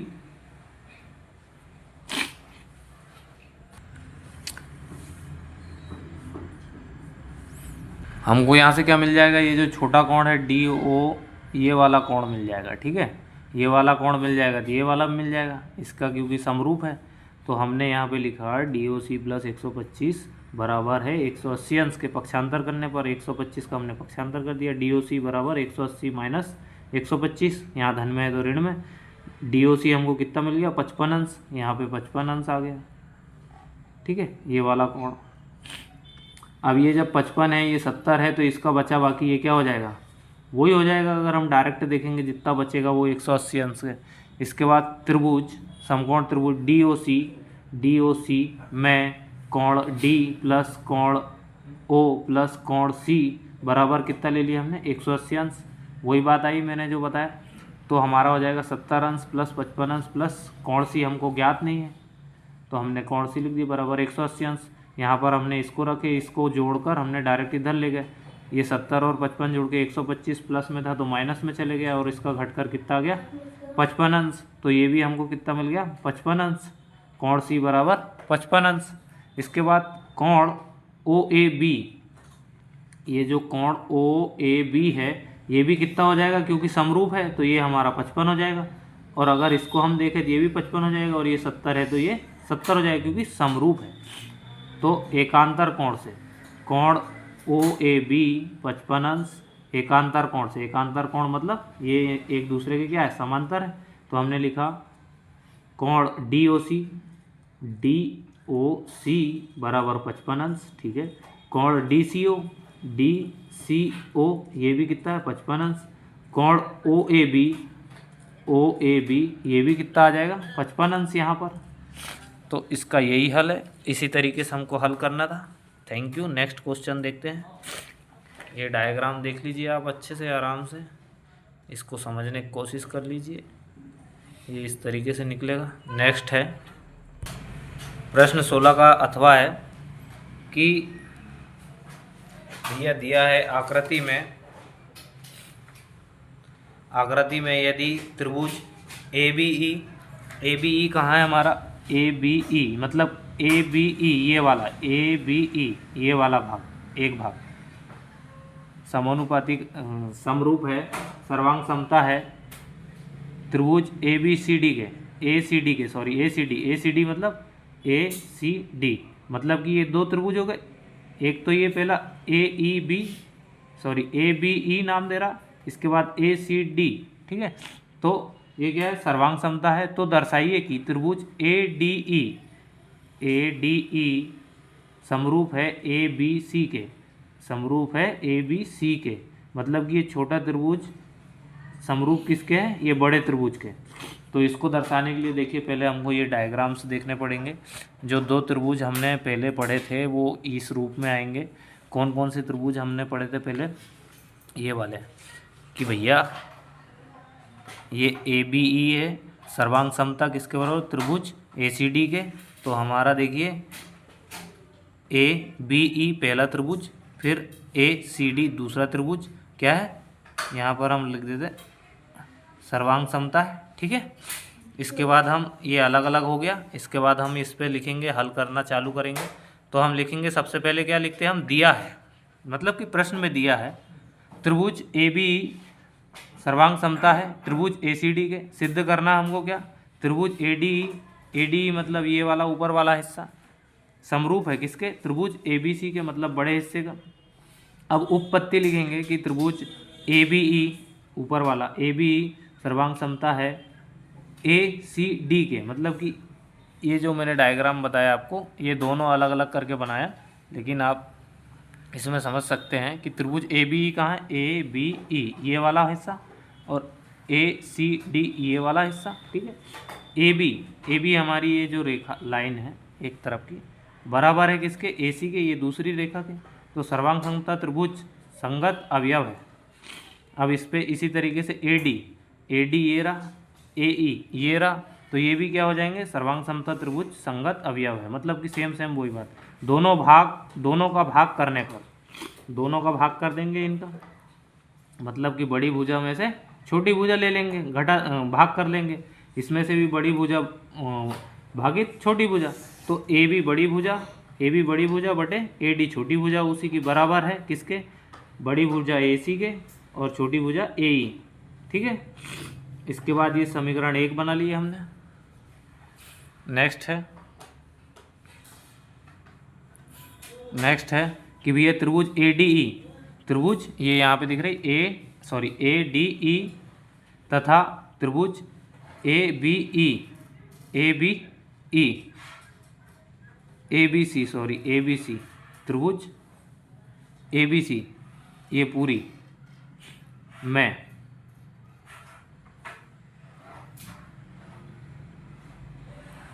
कोण ए बराबर कोण ए, इन दोनों त्रिभुज में, जैसे कि हमारे पास ए डी ई, फिर इसके बाद ये जो बड़ा हमारे पास मटेरियल है यहाँ पे, जो ये जो हमारी त्रिभुज है कि भैया ए डी ई में कोण तो जो है वो है, इसके बराबर भी कौन सा कोण आ रहा, ए बी सी में भी कोण ए आ रहा, कॉमन है। तो हमने लिखा कि भैया कोण ए बराबर है कोण ए के उभयनिष्ठ कोण है, वो उभयनिष्ठ कोण मतलब दोनों में आ रहा है, इसलिए हम लिख सकते हैं कि ए बी बटे ए डी बराबर बड़ी भुजा ए सी बटे ए ई, समीकरण 1 से है। तो इसलिए हम कह सकते हैं कि त्रिभुज ए डी ई ये वाली ए डी ई समरूप है ए बी सी के। इसलिए हम क्या लिख सकते हैं, त्रिभुज ए डी ई समरूप है किसके, ए बी सी के, क्योंकि वहाँ पे हमको ये समझ में आएगा कि भाई कोण ए बराबर है, भुजाएं बराबर हैं, तो ये हमारा क्या लिख देंगे हम, सिद्ध हुआ। इसके बाद नेक्स्ट क्वेश्चन हमारा दिया है प्रश्न 17, मान ज्ञात कीजिए साइन 16 अंश इंटू कॉस 30 अंश, कुछ नहीं है मतलब इंटू है, प्लस साइन 30 अंश इंटू कॉस 60 अंश। तो इसका हम मान रखने के लिए हम क्या करेंगे, सबसे पहले हम ये सारणी देख लेंगे, और ये सारणी बनाने का बहुत ही सिंपल सा तरीका है। सबसे पहली लाइन में हम 0 लिखकर 113 लिखते हैं, और दूसरे बटे के लिए हम लिखते हैं 2 2 2 2 3 बार, और इसके बाद लास्ट में लिखते हैं हम 1। इसको बनाने के लिए मैं बाद में बतला दूंगा, ये मान देख लीजिए। इसके बाद हम इसके मान रखते डायरेक्ट, यही हमने किया है यहाँ पर, इतने में आपको दिखता होगा, ठीक है, इतने की ज़रूरत है। ये हमारा साइन 60 का मान कितना दिया है, साइन 60 साइन 60 का मान दिया है √3, मतलब करनी 3/2, ये हमने रख दिया, इंटू कॉस 30 का मान दिया है। कॉस 30 का मान कहाँ दिया है हमको, कॉस 30 का मान ये रहा, करनी 3/2, तो हमने ये लिख दिया, प्लस का चिन्ह, प्लस का। साइन 30 का मान ये दिया है 30 अंश, तो 30 अंश रख दिए। कॉस 60 अंश का मान भी दिया हमको 1/2, ये हमने रख दिया। अब इसको हल करेंगे, 3 का गुणा होगा तो ये कितना हो जाएगा, करनी से करनी कैंसिल हो गए, 3 बचेगा, इसके बटे में 4, प्लस यहाँ पर क्या हो जाएगा, 2 दूनी 4 बटे में 1 का 1 ऊपर रह जाएगा, क्योंकि इसका 2 क्या हो रहा, गुणा हो रहा, 2 से 2 रहेगा तो कैंसिल हो जाएगा, 1 ही बचेगा। तो ये 1/4 3/4 इनको जोड़ेंगे तो ऊपर ऊपर की संख्या जुड़ जाएगी, कॉमन 4 नीचे हो जाएगा, 3 + 1, इसके बाद 4/4, तो यहाँ पर 4 को 4 से कटेंगे तो एक बचेगा, तो इसका आंसर कितना आ जाएगा 1। इस तरीके से आप मान रख के इसको डायरेक्ट हल कर सकते हो। और ये जो त्रिकोणमितीय अनुपात है इसको अच्छे से देख लीजिए, इनको अल्टी पल्टी करते हैं, मतलब कि ये पहली लाइन हो गई, ये मैंने बताया था 113 बटे में हम लिखते 2 2 2, सबसे पहले हम बीच वाले 2 में अंडर रूट लगाते और ऊपर वाले 3 में 13 में, मतलब कि ये 13 को फिर इधर पल्टी करते तो ये दूसरे का माना जाता, ये यहाँ 1, इसका मान यहाँ आ गया, इसका यही रहेगा, फिर इसका ये और ये 0, फिर इन दोनों को क्या कर दो, क्रॉस कर दो, मतलब काट दो, तो 2 से 2 कट जाएगा, तो ये कितना बचेगा 1/3 यहाँ, ये यहाँ पे पलटी होकर 0 आ जाएगा, ये क्रॉस हो जाएगा तो 1 बचेगा, यहाँ पे 2 से 2 कैंसिल होकर अंडर रूट 3 और ये 0। इसके बाद में इनको पलट कर ये मान आते, टेन का उल्टा कॉट, कॉस का उल्टा सेक और साइन का उल्टा कोसेक। नेक्स्ट सवाल देखते हैं। नेक्स्ट सवाल अथवा दिया है कि मान ज्ञात कीजिए 2 tan 30 अंश बटे 1 ऋण tan स्क्वायर 30 अंश। तो इसको हल करने के लिए भी हमको मान ज्ञात पता होना चाहिए। मान किसका मान, tan 30 का मान। तो tan 30 का मान क्या होता है बताते हैं। ये हमारा सवाल आ गया और tan 30 का मान आप यहाँ से देख सकते हैं, ये डायग्राम जो दिया है tan 30 का मान यहाँ पर दिया है, ये देख लीजिए। tan 30 का मान 1/2 और इसी का स्क्वायर करना अपन को, तो ये मान देख लीजिए यहाँ पे tan 30 का। अब आगे हम सवाल पे आते हैं। अब इस पे हम डायरेक्ट मान रख देंगे, 2 गुणित tan 30 का मान 1/2 देख ही लिया था हमने, ये लिख दिए 1/2 बटे 1 ऋण, इसके बाद स्क्वायर है तो हम क्या करेंगे, कोष्टक में माइनस कोष्टक 1/3 करनी स्क्वायर, इसके बाद बराबर, इसका गुणा यहाँ पे होगा तो इसका गुणा यहाँ होगा तो कितना 2/3 बटे, अब यहाँ पे इसका वर्ग होगा तो 3 क्या हो जाएगा, कैंसिल हो जाएगा वर्ग से और 1 का 1 ही रहेगा। इसके बाद ये हमारा 1/2 आ गया माइनस में। tan 30 का मान हमको इस तरीके से लिखना है परीक्षा में, जब हम हल करें कॉपी में तो उसको चूँकि tan 30 बराबर 1/3 लिखना है, करनी 3। इसके बाद ये जैसा का वैसा रहा, इसको हल करना अपन को, इसका 3 गुणित 3 ऋण 1 बटे 3 बराबर, इसके बाद हमारा क्या मिला हमको 2/3 बटे, ये यहाँ पे घट कर क्या हो जाएगा 2/3 बराबर, इसका पलटी हो जाएगा अपोजिट। अभी हम ये नीचे है तो ऊपर जाएंगे तो क्या हो जाएगा 2/3 गुणित, यहाँ पर ये मान पलटेंगे 3/2, 2 से 2 कैंसल और इस 3 से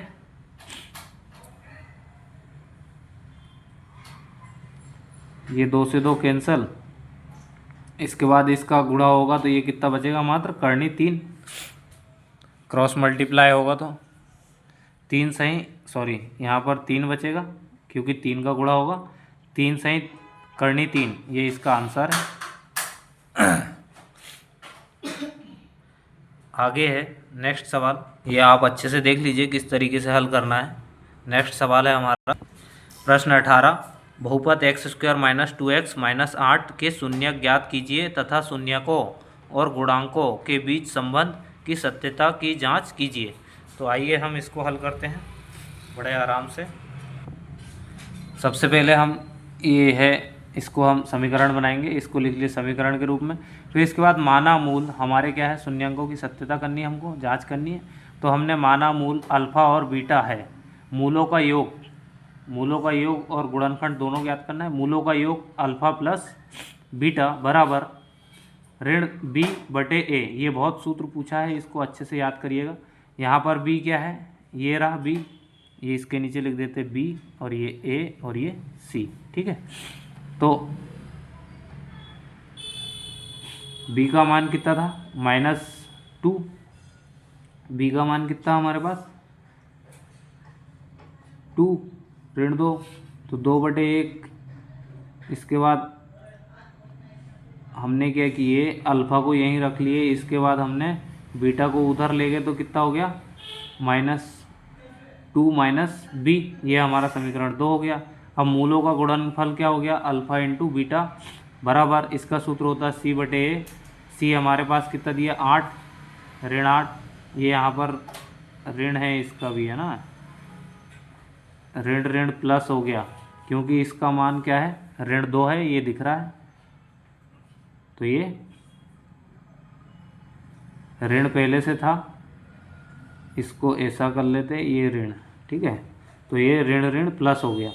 इसके बाद अल्फ़ा इंटू बीटा सी अपॉन ए, सी का मान -8/1, तो ये 1 को तो रहने दो, ये -8 हमको मूलों का गुणनफल 8 हो गया, मूलों का योगफल हमारे पास ये आ गया 2 माइनस बीटा।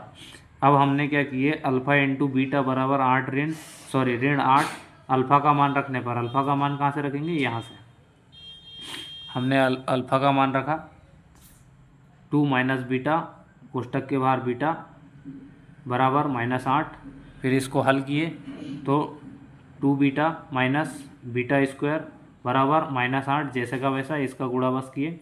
इसके बाद हमने क्या किए, यहाँ पे बराबर बीटा स्क्वायर घात के अनुसार जमा दिए, बीटा स्क्वायर माइनस 2 बीटा -8 बराबर 0। अब हम इसको हल करेंगे गुणनखंड विधि से, और गुणनखंड विधि से कैसे हल करते हैं देखिए। गुणनखंड विधि से हम क्या करेंगे, ये जो 2b है, इसको 2 बीटा है, इसको हम 2 हिस्सों में बांट लेंगे। तो बीटा स्क्वायर जैसे कि वैसे रहा, -4 बीटा प्लस 2 बीटा किए, अब इनको घटाने पर -2 बीटा ही आ रहा है, ठीक है। ये किए -8, अब यहाँ से हमने क्या ले लिए, बीटा ले लिए बाहर, यहाँ पे डबल बीटा थे, तो कोष्टक के अंदर क्या बचा, बीटा -4, ठीक है। यहाँ से भी बीटा चले गए बाहर। इसके बाद प्लस हमने यहाँ से क्या ले लिए, 2 का 2 ले लिए, इसके बाद 2 ले लिए, यहाँ पे क्या बचा, बीटा माइनस, ये यहाँ से 2 लिए, तो यहाँ से गुणा होगा तो कितना होगा, 4 आएगा, तो कितना बचा 4, तो ये -4 बराबर 0। इसके बाद हमको बीटा के मान कितने प्राप्त हो गए, 2, बीटा -4 बीटा +2, तो मतलब कि बीटा के मान इसको इधर ले जाएंगे 0 के, क्या हो जाएगा, माइनस का प्लस हो जाएगा 4, ये प्लस में है तो ये माइनस में हो जाएगा -2 मान प्राप्त हुए। धनात्मक मान समीकरण 2 में रखने पर हम कौन सा मान रखेंगे, धनात्मक मतलब 4।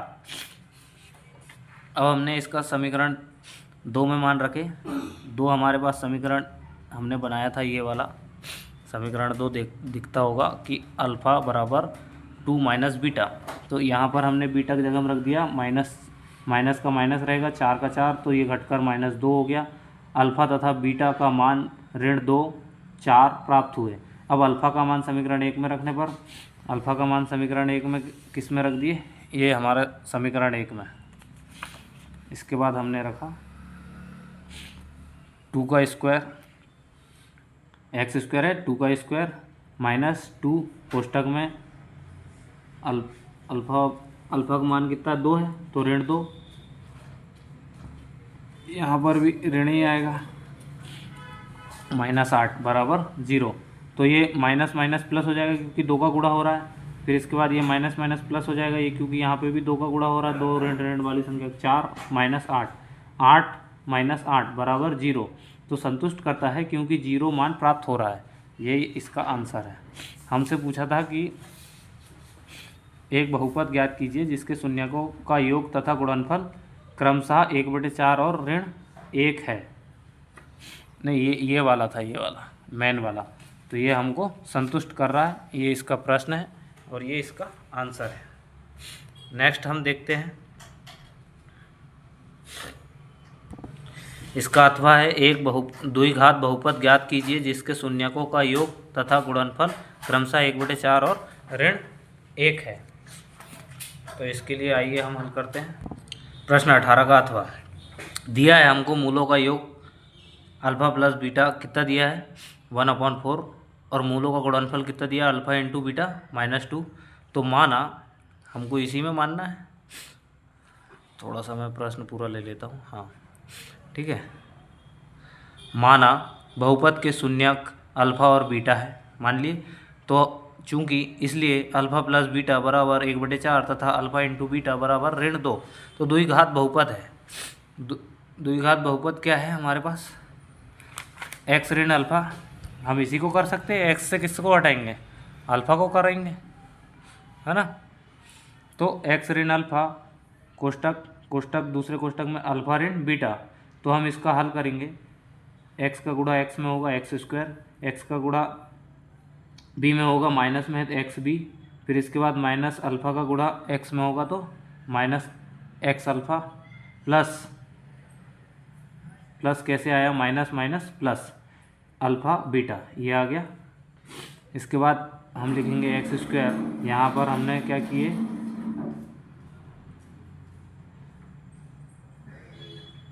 हमने एक्स बी, यहाँ से हमने क्या किए, एक्स को बाहर ले लिए, एक्स को बाहर ले लिए दोनों से, तो अल्फ़ा प्लस प्लस कैसे, माइनस माइनस है, तो ये क्या हो जाएगा, प्लस माइनस इधर बाहर ले लिया हमने, माइनस को भी बाहर ले लिए और एक्स को भी बाहर ले लिए, alpha plus beta, x plus alpha into beta, मान रखने पर एक्स का स्क्वायर, अल्फ़ा प्लस बीटा क्या है, 1/4 minus x plus alpha into beta -1। अब इसका गुणा करेंगे हमने यहाँ से क्या ले लिए, 1/4 को बाहर ले लिए, 1/4 को बाहर ले लिए। इसके बाद अंदर क्या बचा, यहाँ पर हम इसका गुणा अच्छे से दिखा देते हैं ताकि समझ में आ जाए। इसका गुणा इधर होगा 4x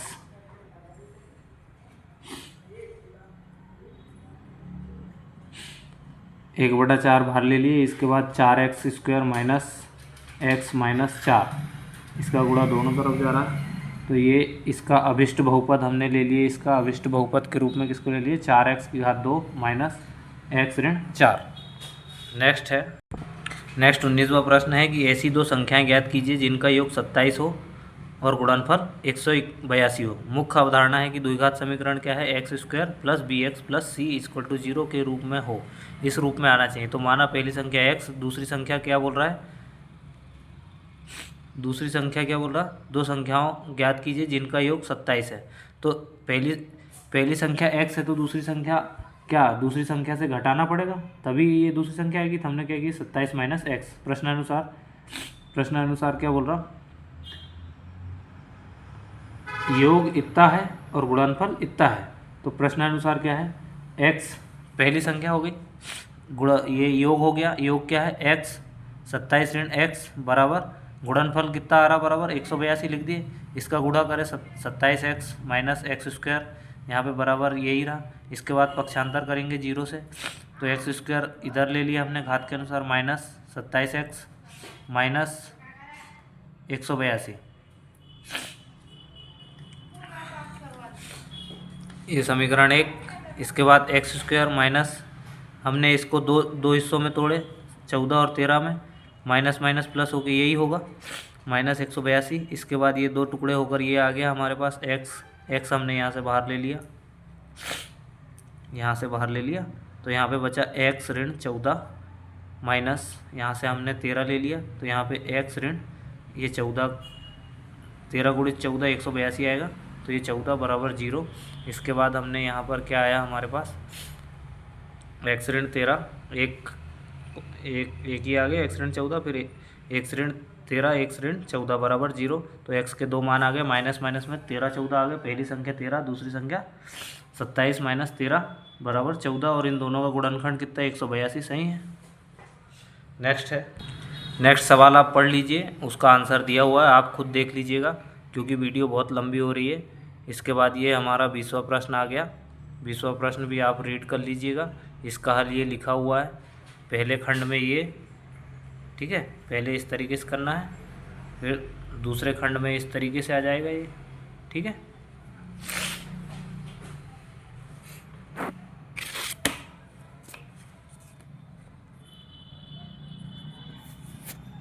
इस तरीके से पूरा आ जाएगा हल।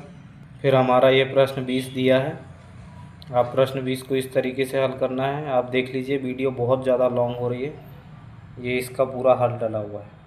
ये इस तरीके से y अक्ष का बिंदु निकालेंगे और ये किस तरीके से किया जाना है ये देख लीजिए। नेक्स्ट हम इसका नेक्स्ट सवाल दिया है कि नूरी की आयु किस तरीके से ज्ञात करनी है, ये इस पे दिया हुआ है, आप इसको अच्छे से आराम से देख लीजिएगा। नेक्स्ट है 21 का अथवा सवाल, आप आराम से कीजिएगा, समझकर एकदम धीरे से इस तरीके से, तो ये पूरा आपको समझ में आएगा किस स्टेप बाय स्टेप कैसे करना है। इसका वीडियो मैं नेक्स्ट आराम से बना दूंगा, अभी पूरा पेपर हल डाल रहा हूँ। 22वां प्रश्न इस तरीके से दिया है, इस तरीके से आपको समझना है और हल करना है। इसको अपन बाद में आराम से समझ लेंगे, पहले पूरा वीडियो हल डालना है। 22 का अथवा इस तरीके से करना है, आराम से कीजिएगा, पूरा वीडियो आराम से देखिएगा। ये 23वां प्रश्न,